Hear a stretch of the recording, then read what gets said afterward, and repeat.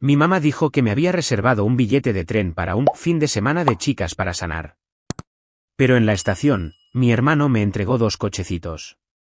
Nos vamos a Dubái, me dijo. Estarás bien con los niños. Solo llamé a una persona. En minutos, sus sonrisas se desvanecieron. Sonreían como si fuera normal, como si esto no fuera una traición envuelta en tonos suaves y perfumes caros. Jason, mi hermano, me besó en la mejilla, me puso 2 cochecitos en las manos, y lo dijo como una broma: nos vamos a Dubái. Estarás bien con los niños. Luego se fue, así, sin más. Sin instrucciones, sin disculpas, ni siquiera contacto visual. Me quedé allí, en el andén, con mi bolsa de viaje a mis pies, los dedos todavía enroscados alrededor de la pequeña vela que había elegido para mamá, bergamota y cedro, la que solía encender cuando era pequeña y estaba enferma.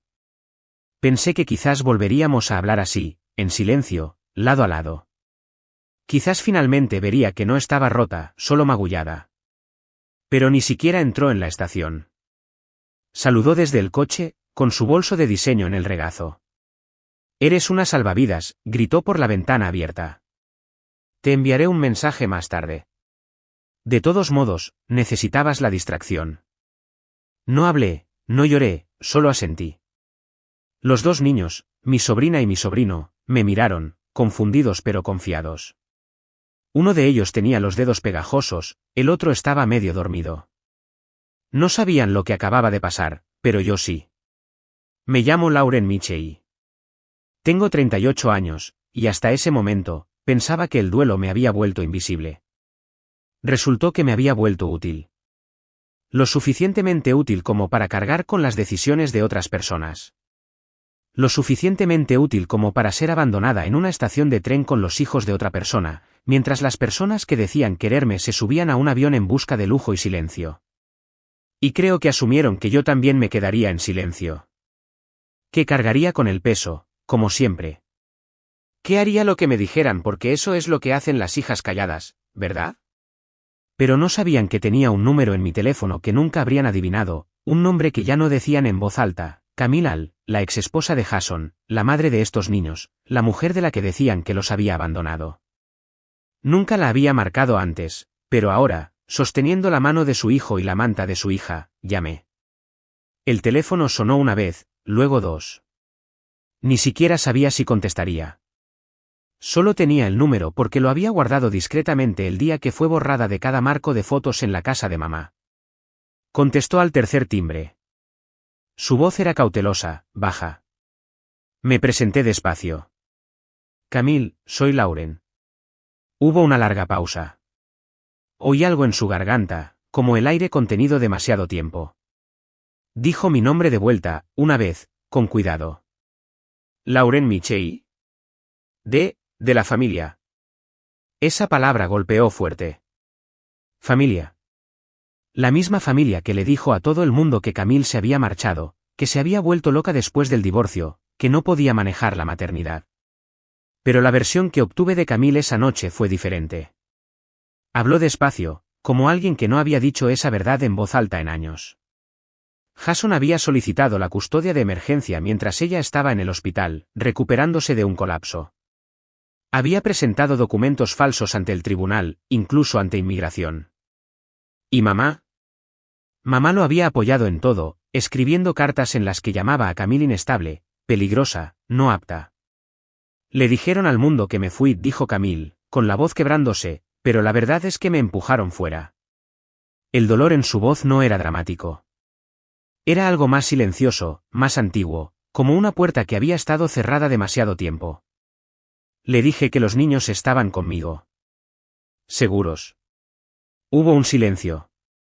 No lo llené. Luego preguntó, ¿estás segura? Estoy segura, le dije. Tienes 24 horas. Mi billete de tren tiene tu nombre ahora. No lloró, en ese momento. Pero pude oír algo desbloquearse al otro lado de la línea, algo que había estado esperando, paciente e impotente, a que alguien dijera, te creo. Colgué y miré a los niños. Estaban comiendo galletas en el banco de la estación como si todo fuera normal. Pero nada de esto era normal. Y por primera vez en años, no me sentí pequeña. Me sentí como alguien que sostenía la única cosa que esta familia nunca me dio, la elección. No volví a casa. No quería mi apartamento, con su cocina demasiado silenciosa y sus proyectos de tejido a medio terminar y la ecografía enmarcada aún escondida en el cajón de mi cómoda. En cambio, llamé a una vieja amiga, Traich. Alguien de mis días en el bufete de abogados, que no me debía nada pero siempre aparecía cuando se lo pedía. Vivía a 1 hora de la ciudad en una pequeña cabaña rodeada de bosques y donde nadie hacía preguntas. Ahí llevé a los niños. No me conocían, no de verdad. Yo era la tía que enviaba tarjetas de cumpleaños y traía rompecabezas en Navidad. Pero no lloraron. Creo que podían sentir que algo era diferente, la forma en que me movía más despacio, más suavemente, la forma en que no levantaba la voz ni les tiraba de las manos ni les decía que se estuvieran quietos cada 5 segundos. Les hice avena, limpié mermelada de sus pequeñas mejillas, los metí en una fortaleza de mantas en el sofá de Traich y les leí Goodnight Mom 3 veces.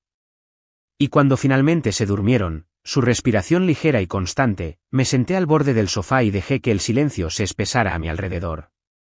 Debería haber hablado antes. Porque aquí está la verdad que nadie me pidió, yo sabía que algo andaba mal con la historia de Jason hacía meses. Había visto los archivos del tribunal, revisado discretamente el expediente, solo por curiosidad. Luego encontré las discrepancias, el formulario de consentimiento de viaje con la firma falsificada de Camille, los recibos de retiro del Fondo Universitario de los Niños 2 días después de que él solicitara la custodia exclusiva. Los había guardado, todos ellos. No porque planeara nada, sino porque una parte de mí tampoco le creía. Aún así, no dije nada. Estaba de duelo. Estaba cansada. Bueno, me dijeron que era frágil. Que necesitaba algo a lo que aferrarme. Que ayudar a la familia de Jason me daría propósito. Y quizás por un tiempo, les creí. Quizás pensé que no tenía derecho a cuestionar la narrativa cuando apenas podía levantarme de la cama. Pero ahora, sosteniendo a sus hijos, los hijos de Camille, me di cuenta de algo aterrador, no era solo un testigo, era un espectador. Y me había quedado en silencio porque el silencio se sentía más fácil que ser acusada de deslealtad. Así que les dejé seguir mintiendo. Sobre Camille. Sobre el pasado. Sobre mí. ¿Qué tipo de familia se construye sobre eso? Y más importante, ¿qué tipo de mujer sigue cargando el peso cuando sabe que nunca fue suyo? Camille aterrizó justo después del amanecer. La encontré al borde de la zona de recogida de equipaje, con una sudadera holgada baja sobre sus rizos, los ojos escaneando en busca de amenazas o quizás de fantasmas. Se veía más pequeña de lo que recordaba. No más débil, solo real. No el mito que mamá había pintado. No llevaba nada más que un bolso de tela, un zapato desatado. Sus manos seguían temblando, como si no estuviera segura de lo que se le permitía tocar ya. Cuando me vio, no corrió, no se derrumbó ni armó un escándalo. Simplemente se quedó ahí y preguntó, ¿de verdad están seguros? Están durmiendo la siesta, le dije. Bajo una pila de mantas de dinosaurios. Hicieron una fortaleza con cojines del sofá y la declararon una nave espacial. A Camille se le cortó la respiración. Sus ojos se llenaron de lágrimas, pero no lloró. Todavía no. En cambio, asintió como alguien que se había entrenado para contener la alegría porque la alegría se había vuelto peligrosa. La llevé de vuelta en silencio. Los árboles pasaban borrosos por las ventanas. En algún momento del camino, le conté sobre Traich, sobre el té, sobre la avena, sobre el hecho de que el pequeño aún tenía mermelada en la barbilla. Camille sonrió, el tipo de sonrisa que aún no es feliz, solo aliviada de no ser borrada. Cuando llegamos a la casa, entró como si no confiara en el suelo. Y cuando su hijo susurró, «Mami», como una pregunta que no estaba seguro de que se le permitiera hacer, ahí fue cuando sucedió. Camille no sollozó. Se dejó caer de rodillas, rodeó a ambos niños con los brazos y susurró algo que no oí. Se aferraron a ella como raíces buscando tierra que no habían sentido en un año. Me di la vuelta, no porque no pudiera mirar, sino porque algo dentro de mí entendió que no necesitaba hacerlo. No había espacio en ese momento para nadie más que ellos. Más tarde, mientras volvían a dormir la siesta, esta vez enredados alrededor de Camille como si tuvieran miedo de que desapareciera, nos preparé té. La misma taza que había usado la noche anterior, todavía caliente. Me miró al otro lado de la isla de la cocina y dijo, ¿por qué estás haciendo esto? No tenía un discurso preparado. No quería crédito, ni disculpas, ni redención. Simplemente dije, porque alguien debería haberlo hecho, y nadie lo hizo. Asintió, como si esa fuera la única respuesta que alguna vez tuvo sentido. Pero en el fondo, sabía que este no era el final. Camille tenía a sus hijos ahora, sí. Pero Jason todavía tenía los papeles, la historia, el sistema de su lado. Y yo todavía tenía los cochecitos, 2 pruebas silenciosas que me habían entregado como equipaje. Sin preguntas, sin culpa, solo expectativa. Y eso, más que nada, se convertiría en su ruina. Esa noche, Camille trenzó el pelo de su hija en la mesa de la cocina. El niño ya dormía en el sofá, con el pulgar metido en la palma de la mano, su fortaleza de dinosaurios ahora solo una pila flácida de cojines y mantas. Afuera, el viento se movía entre los árboles como una nana que no había oído en años. Me senté frente a ella, bebiendo el último sorbo del té tibio, y abrí mi portátil. No para correos electrónicos, ni para noticias, sino para la carpeta que había construido silenciosamente durante meses, la etiquetada simplemente como por si acaso. Dentro había capturas de pantalla, registros bancarios, recibos de viaje, una nota de voz de Jason, grabada una tarde cuando fui a dejarle comida y él se explayó sin darse cuenta de que mi teléfono estaba en la mesa grabando. No es que vaya a volver. Incluso si lo hiciera, ¿quién la escucharía? No tiene nada. Tengo la casa, la custodia, el apoyo de mamá, demonios, incluso la iglesia. Se rió. Yo no. Nunca dije nada en ese momento. Simplemente asentí, luego fui a casa y subí el archivo. Porque después de mi aborto, no dormía mucho. Y cuando no puedes dormir, o te derrumbas o te organizas. Así que me organicé. Empecé a leer las pautas de los tribunales de familia, empecé a hacer preguntas discretas en la biblioteca de derecho del centro, empecé a recopilar cosas que la gente asumía que estaba demasiado rota para notar. Nunca planeé usarlas. Pero ahora los cochecitos estaban en mi poder. Ahora Camille estaba aquí. Y ahora no era solo la mujer que habían abandonado en la estación de tren. Era la mujer que sostenía la prueba. Envié el primer lote de archivos a Arena, mi compañera de cuarto de la universidad. Hacía años que no hablábamos, pero recordaba que trabajaba en derecho de inmigración. Me llamó 10 minutos después. Lauren, esto no es una pelea por la custodia. Esto es una violación internacional de la custodia. Si tu hermano intenta traer a los niños de vuelta sin autorización, el Departamento de Estado puede intervenir. Parpadeé. Espera. ¿Legalmente? Se rió, no con maldad. Legalmente, ruidosamente, permanentemente. No le pregunté cómo se movería tan rápido. Simplemente le di las gracias. Y mientras Camille volvía a leer Goodnight Moon en la otra habitación, me senté en el escritorio de Traich y redacté una moción bajo la Convención de la Haya. No porque quisiera venganza, sino porque por una vez, no solo estaba reaccionando. Estaba respondiendo. Porque no solo mintieron sobre Camille, mintieron sobre mí. Y me había callado tanto tiempo que olvidaron que todavía estaba escuchando. Pero ahora, había terminado de escuchar. Y acababa de empezar a hablar. Para el domingo por la mañana, Jason había empezado a entrar en pánico. El primer mensaje de texto llegó con una carita sonriente. Oye, ¿cómo están mis ángeles? Envía fotos. No respondí. El segundo eliminó el emoji. El tercero pedía una llamada. A la quinta llamada perdida, cambió de táctica. Oye, pequeño malentendido. Volveremos pronto. Solo mantente alimentado y feliz. Gracias, hermana. Esa palabra, hermana, cayó como un moretón, como si abandonar a una mujer en duelo con 2 niños pequeños fuera lo mismo que pedirle que regara las plantas mientras no estás. Seguí sin responder. No necesitaba hacerlo.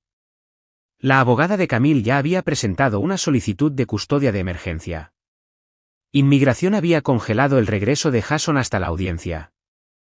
Irena había señalado el formulario de consentimiento de viaje que había falsificado el verano pasado, el que pasó por el TSA cuando volaba solo con los niños. Jason pensó que esto seguía siendo una negociación, pero no lo era. Habían olvidado una cosa: yo no solo sobreviví al duelo. Estudié derecho dentro de él. Nunca les advertí, nunca les di una pista.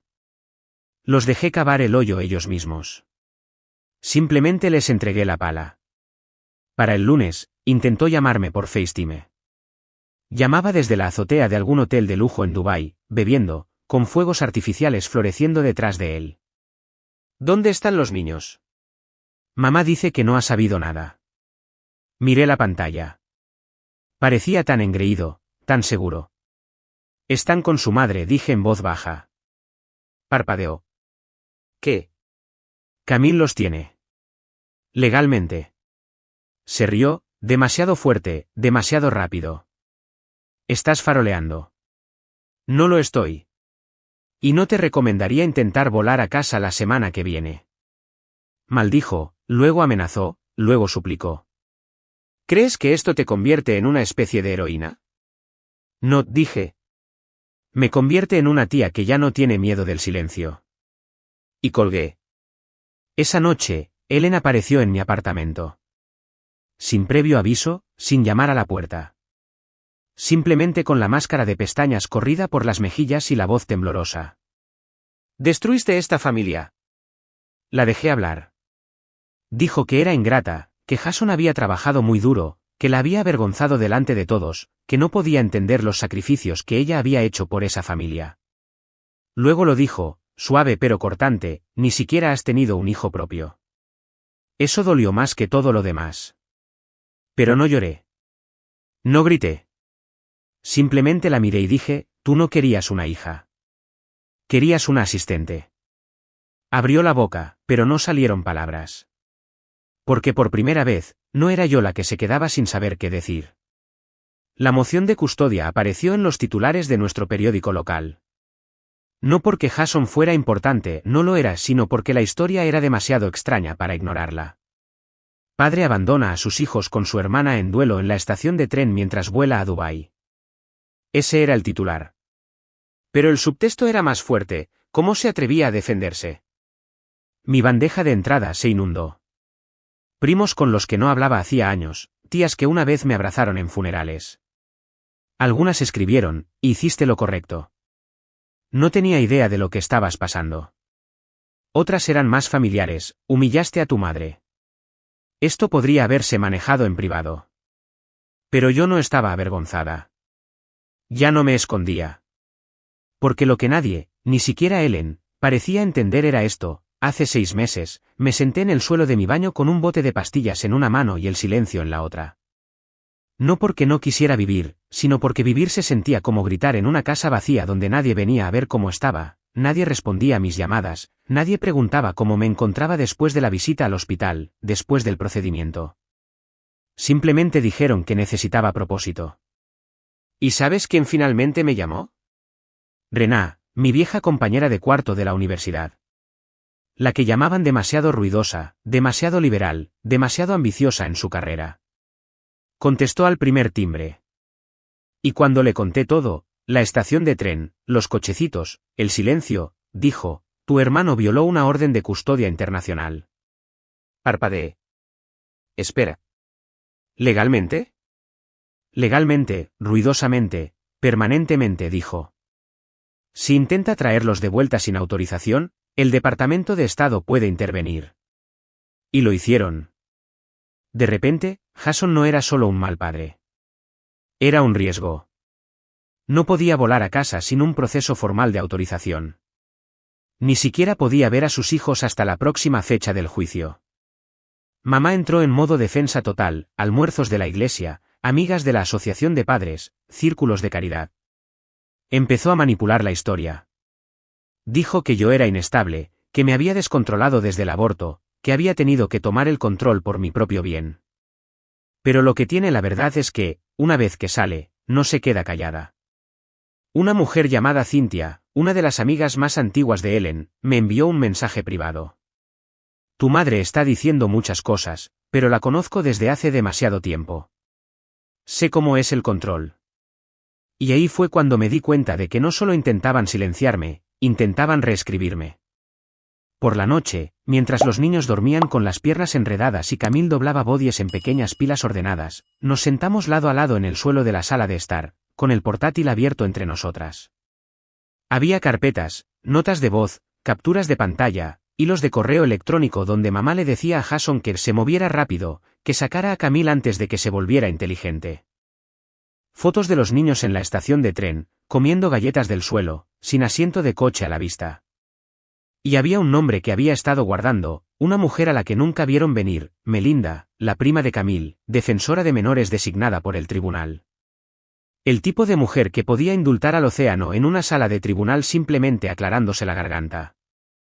Al mediodía del día siguiente, Melinda había presentado una moción impidiendo a Jason cualquier acceso no supervisado hasta una audiencia completa de custodia. Para las 3 de la tarde, teníamos imágenes de vigilancia de la estación de tren. Para la cena, mamá volvió a llamar. Esta vez, estaba llorando. No lo sabía. Pensé que solo era un descanso. No quería hacerle daño a nadie. Él no quiso mentir. Ella no quiso manipular. Ellos siempre no quisieron. Pero finalmente vi la forma. Nunca quisieron amarme. Quisieron usarme. Porque yo estaba allí. Porque estaba callada. Porque no tenía nada más que hacer.